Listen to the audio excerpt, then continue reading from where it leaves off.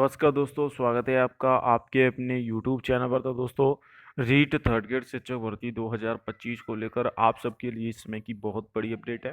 देखिए, level first का paper हो चुका है, लेवल सेकंड के भी पेपर हो चुके हैं। आज दो पेपर हैं दोस्तों, जिसमें लेवल फर्स्ट का संस्कृत और लेवल टू का भी संस्कृत का पेपर कंडक्ट कराया जाएगा।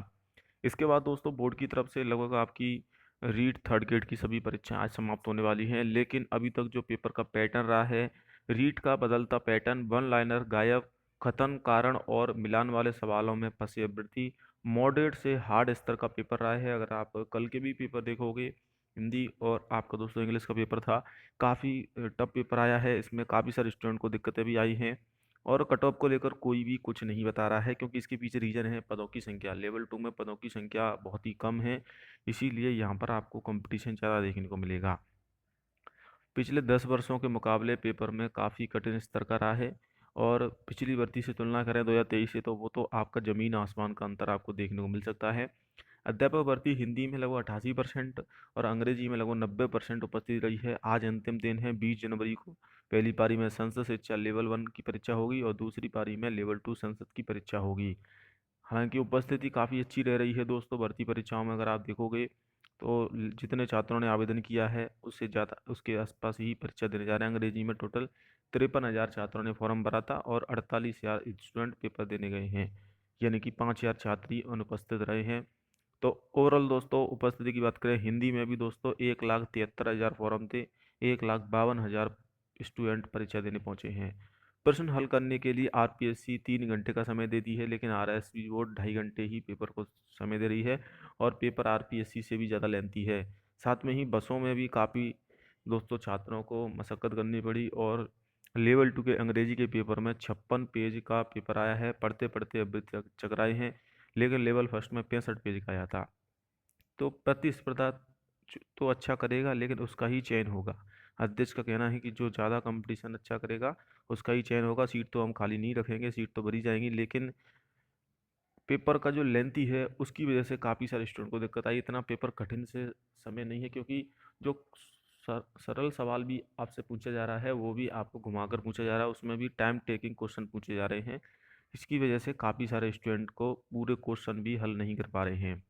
इंग्लिश हिंदी के पेपर भी टफ रहे हैं, मल्टी ऑप्शन हल करने में टाइम लगने से कई सवाल छूटे हैं।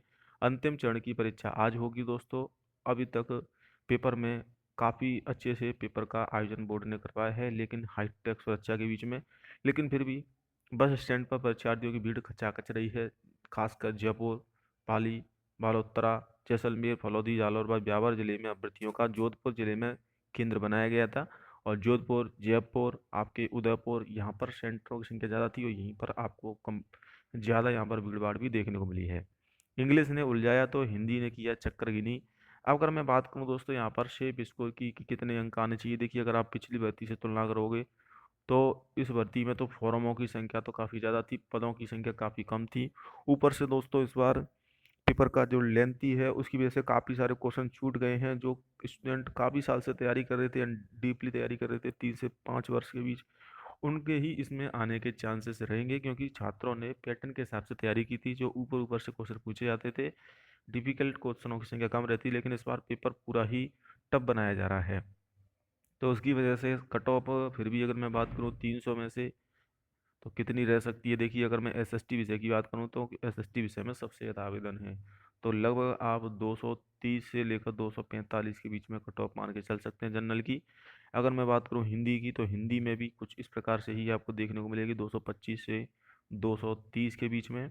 अगर बात करें दोस्तों अंग्रेजी की, तो अंग्रेजी में ज़रूर आपकी 200 से 215 210 के बीच में कट ऑफ जा रही है, क्योंकि शेप स्कोर ये मैं बता रहा हूँ एक्चुअल एक्चुअल कट ऑफ नहीं है दोस्तों, लेकिन इसके बीच में नंबर होने चाहिए, क्योंकि पदों की संख्या कम है।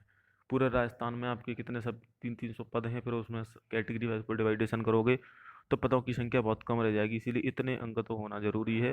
रीट लेवल टू में भी मेवाड़ से जुड़े प्रश्नों का दबदबा रहा है। कठिन स्तर से बनाई है प्रतिस्पर्धा और काफ़ी लेंथी क्वेश्चन आपसे पूछे जा रहे हैं दोस्तों।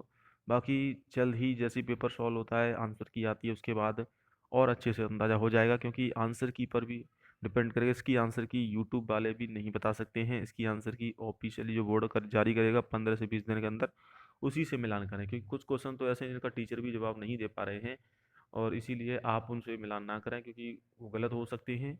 इसीलिए जो बोर्ड आंसर मानेगा उसी के अनुसार आपको मिलान करना होगा। बाकी आंसर की लगभग आ जाएगी 15 दिन से 20 दिन के अंदर, और फिर रिजल्ट भी जल्दी आएगा इस भर्ती का, क्योंकि फोर्थ ग्रेड की भर्ती से पहले थर्ड ग्रेड की भर्ती को पूरा करवाया जाएगा। तो बोर्ड की कोशिश रहेगी इसका रिजल्ट और आंसर की जल्दी से जल्दी सीखने। बाकी आपने कितने क्वेश्चन किए हैं मुझे कमेंट करके जरूर बताना दोस्तों। जय हिंद, वंदे मातरम।